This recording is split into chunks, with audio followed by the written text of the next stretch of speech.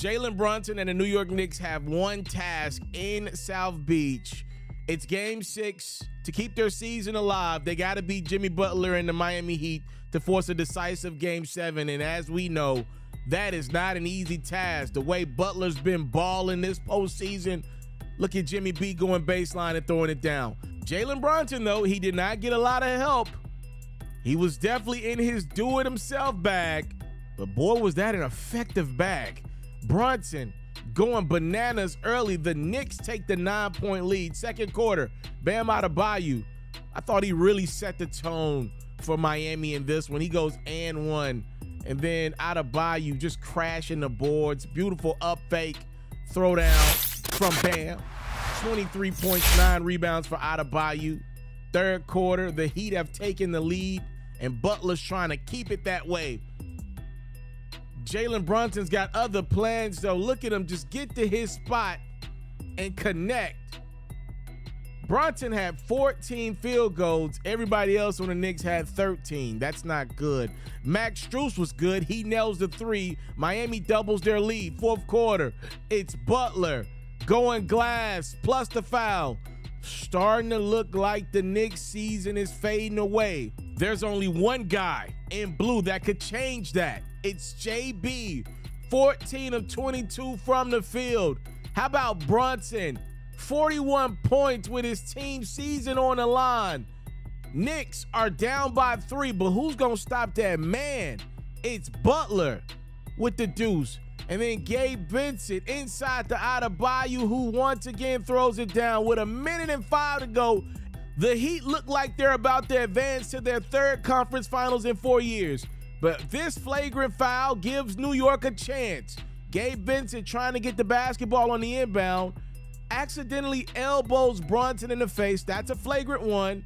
Knicks would get free throws and the ball. Brunson makes the free throws, dishes to Josh Hart. We got a 2-point game. New York would actually get a chance down 2 as you see Josh Hart open at the top of the key for 3. Brunson tries to force a pass into Randall, who had a mismatch. Brunson was a lot of great in this one, didn't make a lot of mistakes, but that one right there deemed to be costly as the Miami Heat hold on to beat the Knicks 96-92, and they're headed to the Eastern Conference Finals. Hey, what's up, everybody? It's yours truly, the one and only. I'm Mr. Telefero. Look, the Eastern and Western Conference Finals are about to start. You want to make sure you put yourself in position to get wall-to-wall coverage of these series. It's going to be lit. Live like Channel 5 on the platform. Make sure you're subscribing so you get up to date on the conference finals first, of course, from your boy. Enjoy the rest of the video. But 3 at any cost. Brunson spinning, Brunson leaning, shoveling into traffic. He turns it over. Brunson turns it over. This is not rocket science. I've said the same thing for at least 4 games of this series, probably the games that the Miami Heat have won. Again, the same song plays in this Heat-Knicks series. Miami has just wanted it more for more minutes than the New York Knicks, period. We're talking about offensive rebounds, hustle plays, boxing out, making sure guys don't get to loose balls. That's what the Miami Heat have done better, and that's what makes them a tough out. Look, at the end of the day, Miami plays with their food in the regular season. They literally make sure their guys are the healthiest version of themselves come postseason. A lot of teams say that, but then we get to the playoffs and their guys are still hurt. The Miami Heat actually do it right. Pat Riley, Alonzo Mourning, Eric Spoelstra, these dudes do it right. And their guys are playing at the best level.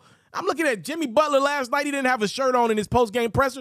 Man, this dude is chiseled. This dude six-packing. That dude got a great body. Look, as a man, a straight male, I can tell you, I can give it up to another guy. That guy got a great body.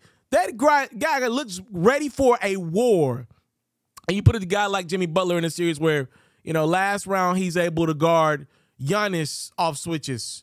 This round he's able to guard Jalen Brunson on switches. We're talking about a 6'7", 6'8" man-child.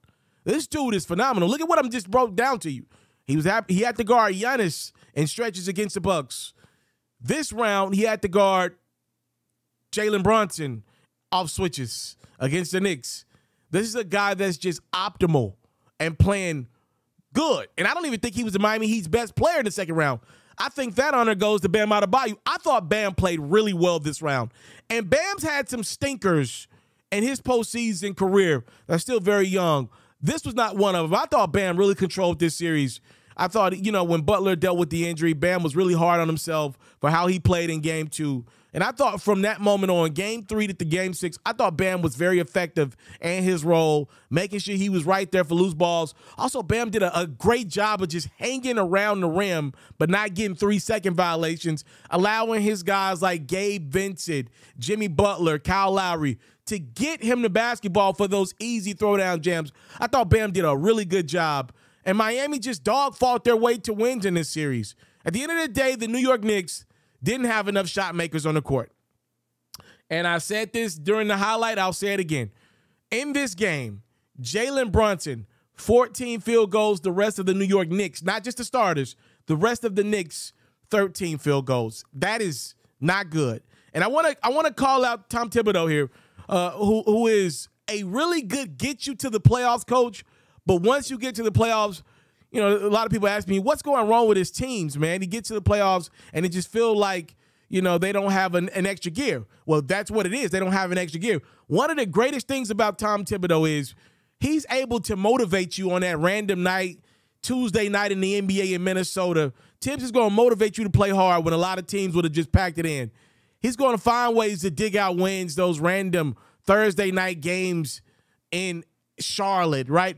He's going to get his team to play hard. The problem is he gets so much out of his guys in the regular season. When it comes to playoff time, these guys are shot. These guys are beat up, and they don't have another gear to go to. And I thought this year Thibodeau took it a step further with his rotations. Tibbs, look, man, I really enjoy watching you coach this game of basketball, and I believe every time you lose a job, you're going to get one immediately. I think every team in the league will take a chance on a guy like Thibodeau. I really do believe that. But you're going to have to trust some shooters. Look, I understand you want guys that play hard. I get it. But you got to surround your Knicks team with a couple of shooters on the court. One of the biggest problems that the Knicks face, and which makes Jalen Brunson's 41-point Game 6 L that more impressive, is he was doing this pretty much knowing every time down he's getting double-teamed. Nobody else on the Knicks could make a shot, Julius Randle included, which gets me to my next spot. I don't know what the Knicks are going to do with Randle. I don't know what they're going to do with Thibodeau. If it were me, I would keep Randle. To me, what Randle does in the regular season cannot be overlooked. I know everybody wants to overlook the regular season and talk about just the playoffs. I saw what Stephen A. Smith said. Look, I used to work with Stephen A. He doesn't watch a lot of games. Obviously he does it for work, but he doesn't watch those regular random season games. He's not entirely too busy. He's not doing the work that your boy Pharaoh's doing every night of the season. You can tell he's not watching enough games. You got to get to the playoffs first. And the Knicks had to fight. They got hot in around January, February to make it to the playoffs. Randle was a number 1 for the Knicks throughout the regular season. In the playoffs, he looked like a number 3. Brunson looked like a true number 2 trying his best to be a number 1, and he did a really good job of it, all things considered. What I think the Knicks need to do is boost R.J. Barrett's stock. Now, if I saw Stephen A. kind of knocking R.J. Barrett. If you're trying to be you're doing a couple things on TV that they're interfering with one another. You said the Knicks should trade Randle. You said the Knicks should move on from Barrett. You want Barrett's stock high. That's what you want, high, right? Because you want to be able to move R.J. Barrett and go find you a better isolation player. I've never been the biggest R.J. Barrett guy. I thought he played hard. He just wasn't effective enough. He have 1 field goal in this game, 2 field goals in this game. He was not good. He was bad, actually. Randle was not good either. But Barrett was really bad. If you could find a way to increase that stock of Barrett and make the trade, you're not going to get Donovan Mitchell. And all this Damian Lillard talk, I just don't believe it. I don't believe the Knicks got the assets. I don't believe it. You missed the trigger by not going to get Donovan Mitchell last offseason to pair him up with Randle and Jalen Brunson. That would have been a phenomenal team. You're going to have to go find a guy right below that caliber, though, that can get you a bucket in half court. Just the way Thibodeau plays these games, you're not going to get a lot of easy buckets. So you're going to need a guy that can isolate and get you to the promised land. Donovan Mitchell would have been perfect, but the Knicks failed on that. Cleveland's not going to do business with them for Mitchell. They're going to keep Mitchell. That's where they stand. If you could keep Randall, I would, because he loads a lot of regular season minutes. One of the things with Randall is a lot of guys say that they know where he's going with the basketball.